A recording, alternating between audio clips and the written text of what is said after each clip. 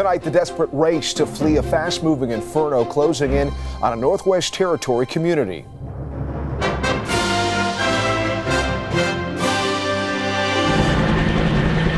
Forced from their homes. See that fire roaring towards your town was something I will never forget. While devastated BC communities still under threat, the fire is not out. Start to piece their lives back together. Feeling the sting of summer. It's just been unbearable. They are swarming our customers. Patrons forced to buzz off as wasps overwhelm restaurant patios. Plus, remembering the life and legacy of a television legend. A beloved and charming game show host. Have your pets spayed or neutered. And his enduring commitment to animals. I want to thank you very, very much.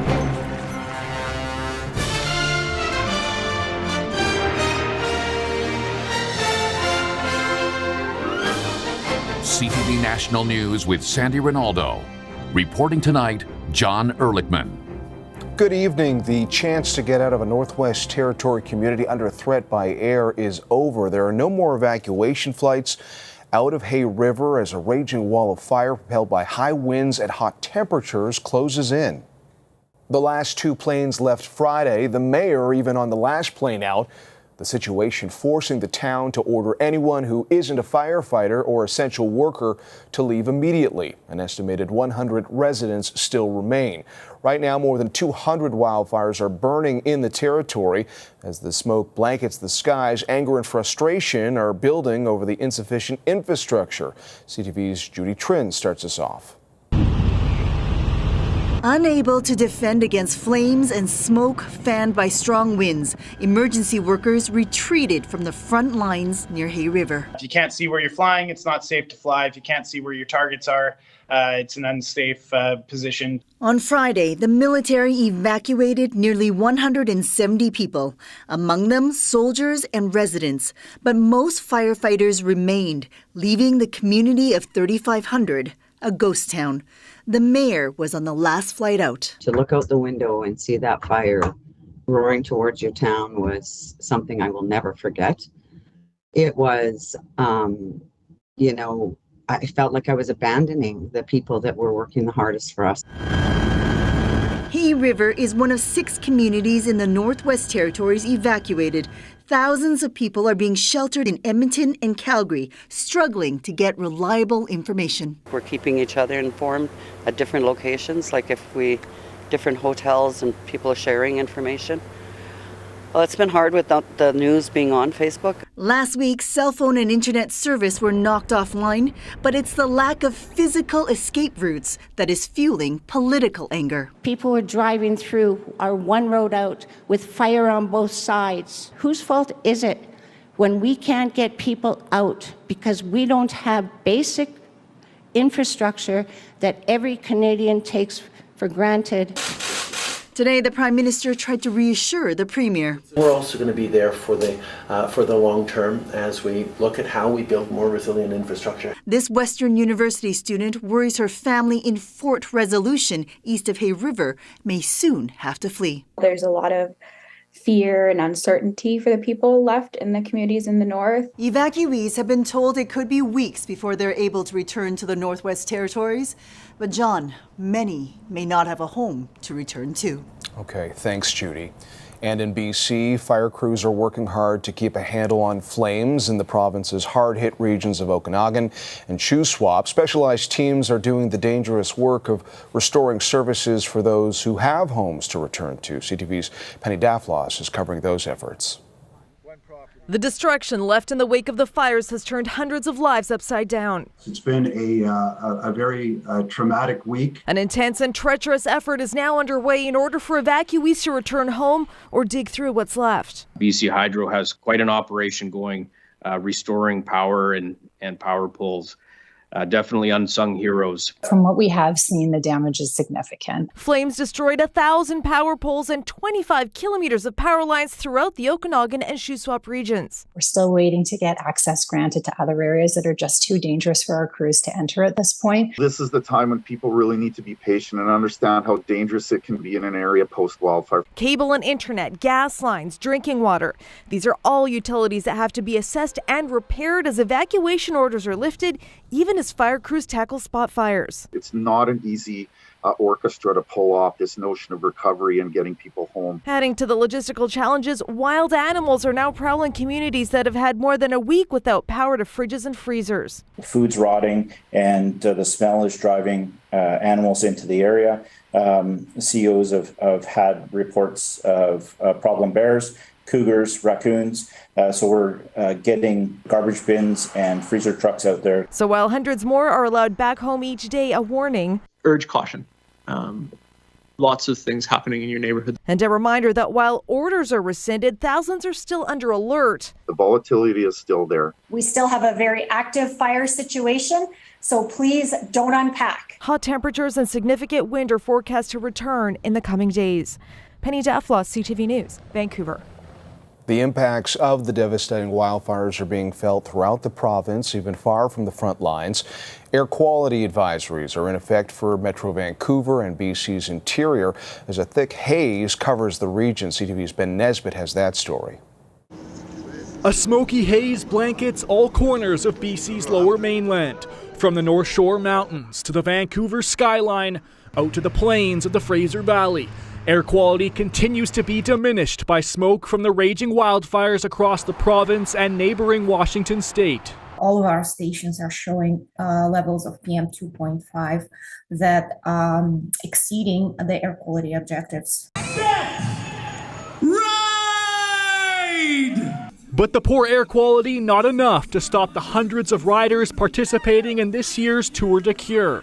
We've raised $7.1 million for Tour de Cure for BC Cancer. It feels awesome. The two-day ride goes directly through the Fraser Valley, where according to Environment and Climate Change Canada, the air quality is currently deemed a moderate risk. Event organizers had warned that the ride could be called off before ultimately pushing through Saturday. Participants are being asked to recognize their own limitations. We've been communicating regularly with our participants, and we are monitoring the air quality levels throughout the weekend. Officials are recommending postponing or reducing outdoor exercise, especially for more vulnerable populations. Smoke conditions are worse for people who are elderly, for young children, for pregnant people, and for people with underlying lung and heart conditions. The Metro Vancouver Regional District says it isn't exactly sure when conditions will improve, but with a lack of wind in the forecast, the smoke will likely stick around into next week. Ben Nesbitt, CTV News, Vancouver. Much of the Maritimes is under a rainfall warning tonight as strong winds and thunderstorms drench the region with downpours again. It's usually a sunnier, drier weather in July and August, but it's been a really rainy, few months since June, right? The wet weather began this morning. It's expected to continue until Sunday evening. Some places could get as much as 100 millimeters of rain. The storm comes exactly 5 weeks after unprecedented flooding forced evacuations and a state of emergency. Parts of the country are still cleaning up and assessing damage after severe weather moved through late in the week. In southern Ontario, an EF0 downburst tossed trees onto cars and houses. My wife said it's getting pretty rough out there. I think we should move into the kitchen. We stepped into the kitchen and all we heard is the big bang on the roof. And in Manitoba, the public insurer is keeping offices open all weekend long to deal with a flood of claims, more than 1,500 so far, related to storm damage after intense hail hammered homes, cars, and property. In Quebec, an 82-year-old woman with Alzheimer's is now home safe after being discharged from a Montreal hospital without her family knowing, and as CTV's Matt Gilmore reports, they want answers on how it happened. I told her, you guys knew she had Alzheimer's and you dismissed her. It's unacceptable. For more than 5 hours, Christine Giannakopoulos says her family was in a panic. Thinking, oh, is she lying in a ditch? Did somebody abduct her? On Friday morning, her mother-in-law, Ekaterini Vlacho, who suffers from Alzheimer's, was discharged from Fleury Hospital in Cartierville. Her family only found out an hour later when her daughter called the hospital for an update. The receptionist tells me that she left. I go to her, what do you mean she left? No, she goes, someone picked her up. She made up a story that wasn't true. Giannakopoulos says she immediately drove to the hospital, but says the staff didn't appear to be taking the situation seriously. The supervisor came in and right away on the defensive, instead of finding the solution, like, yo, help me look for the cameras and we'll deal with whose fault it is after. Police confirmed they eventually got access to the hospital's security footage, which Giannakopoulos says showed Vlacho walking away from the hospital alone. She was found shortly after 5 o'clock in a park 3 kilometers away. I think that she knew she was lost because she handed her hospital card to a random gentleman that was sitting on the bench next to her. And when this gentleman realized that she was from Laval and not Montreal, I believe he made a call to 911. We're lucky. You know, when it happens during the winter, normally we find the person died. This patient's rights advocate says stories like this happen more often than you'd think. Some people should be accountable and eventually sanctioned. I mean, this is how it works in a normal world. The family wants accountability too. I know we have issues with our health system, but this is like Saint-Justin losing a kid. Like, to me, an elderly person with Alzheimer's is just as vulnerable. The health authority that oversees Fleury Hospital refused to comment on the incident, citing patient confidentiality rules, but said patient safety and welfare are at the core of its mission, and that nursing staff always ensure all the criteria are met for a safe return home before discharging a patient. Matt Gilmore, CTV News. At a somber vigil in Calgary today, there were fresh calls to search for the remains of a young mother who died in 2016. It's part of a nationwide effort seeking answers in cases of missing and murdered Indigenous women. CTV's Tim Brooke has more. Joey English was only 25 when she died, and when a search of a Calgary park turned up parts of her body dismembered and scattered. 7 years have passed, jail time has been served, but Joey's mother says she still doesn't have closure. This has stripped my life away. It robbed me. At the East Calgary landfill, N.W.T. English wants to continue her personal healing process.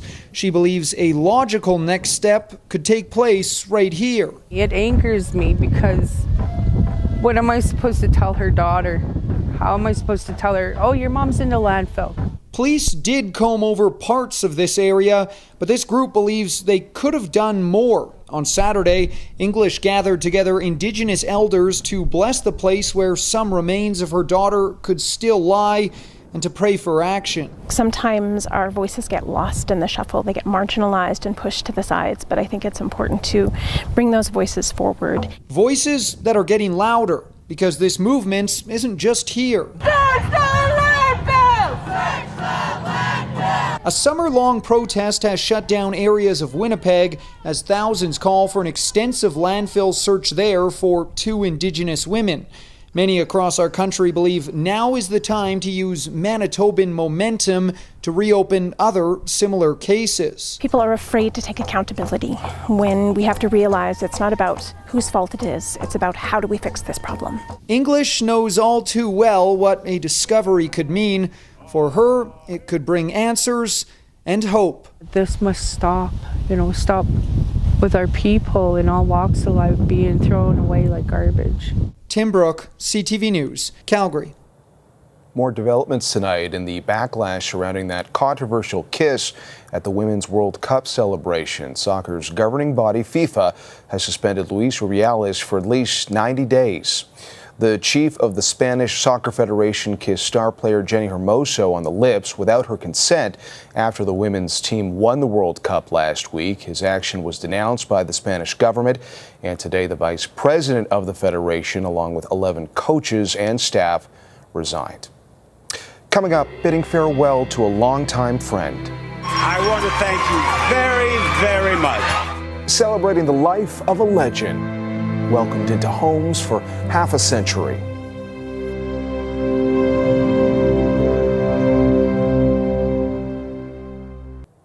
A treasured pillar of daytime television has died. Bob Barker passed away at the age of 99 in his Los Angeles home of natural causes. For more than 3 decades, contestants heeded his call to come on down to The Price is Right. Today, flowers were placed on his Hollywood Walk of Fame star. Barker wasn't just a longtime host, but an avid animal rights activist. Here's CTV's Heather Wright on the legacy he leaves behind. Here is the star of The Price is Right. Named the most popular game show host of all time. You win! Bob Barker spent 35 years hosting The Price is Right, becoming a household name and fixture on daytime TV. Don't you think Jamie would look good in that? His day job was giving away new cars and appliances, but his passion was animal rights. Help control the pet population, have your pets spayed or neutered. Born in 1923, Barker grew up on the Rosebud Indian Reservation in Mission, South Dakota. He spent 2 years in the Navy at the end of the Second World War, marrying high school sweetheart Dorothy Jo Gideon while on leave. He worked in radio before hosting the game show Truth or Consequences. When he retired from The Price is Right in 2007, it was the longest-running game show in U.S. history. I want to thank you very, very much for inviting me into your homes for the last 50 years. Barker dealt with tragedy in the 1980s when he lost his wife to cancer, and controversy in the 90s when he was sued by a female coworker for sexual harassment. The case was later dropped. The older I get, the easier I cry. In his retirement, Barker focused his attention on animal rights, spending $1 million to move 3 elephants from the Toronto Zoo to a sanctuary in California. Canada is a wonderful place, but it's too cold for elephants. There is no way that you could have been as bad at hockey as you are at golf. Barker's sense of humor always shone, famously fighting Adam Sandler. Even returning to The Price is Right on April Fool's 2015. People ask me often, what do I miss most about The Price is Right? And I answer honestly, it's the money. That I miss. Today, his longtime girlfriend, Nancy Burnett, said in a statement, "I am so proud of the trailblazing work Barker and I did together." While CBS said, daytime television has lost one of its most iconic stars. Bob Barker was 99 years old. Heather Wright, CTV News, Toronto. Still ahead, the late summer swarm. They just came on like a vengeance. This time of year has been really tough. Pests on the patio can be a real buzzkill.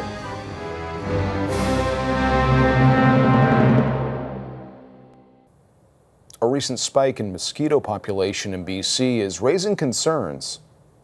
Experts say warm temperatures and recent rainfall have created a perfect breeding ground for the blood-sucking bugs. Pesky pests of a different kind, also a major concern in southwestern Ontario, where an uptick in wasp numbers has forced some restaurants to close their patios. CTV's Rich Garten reports. Twisted Apron management and customers are enjoying their new location and new patio. It's beautiful. We have gorgeous plants out there, nice colors. We did the black and white with lots of different color. And then the bees came. These yellow jacket wasps wreaking havoc on this and other patios in Windsor, Essex. So bad, Twisted Apron had to shut it down. They just came on like a vengeance. This time of year has been really tough. It's just been unbearable. They are swarming our customers. But Care Alexander, the city's naturalist, says it's quite normal wasp behavior. What might feel like more yellow jackets is really just one colony kind of spreading out into more locations. Alexander says each colony supports thousands of pesky wasps. But this time of year, the nest breaks up. The worker bees are done supporting the queen in the nest. So what happens is they have more time on their hands. Call it the empty nest syndrome, where now these worker bees are free to kind of roam around a little more. And where do they go? Here, And here. They are attracted to the smell of food, so garbages, patios, places where we like to go, you're going to find the yellow jackets. While they may be pesky, they serve a purpose in the ecosystem. Despite popular belief, yellow jackets do have pollinating powers and prey on other insects and beetles, typically ignoring humans unless there's a threat to their colony. If the yellow jackets are causing you a problem or they're disturbing you, the first thing you do is don't swat at them. Swatting is a threat, and even though they're classified as social bugs, they will fight back. The stings don't feel good, do they? The stings are terrible. And they can sting multiple times. Twisted Apron Management hopes to open its patio back up. Hopefully it gets a little bit better once Labor Day hits, and we're going to keep the patio open as long as we're able to. But Alexander warns yellow jacket season is far from over. They stick around for a little bit into the fall, so they're not going anywhere for the time being. Rich Garten, CTV News. After the break, a family reunited with priceless possessions.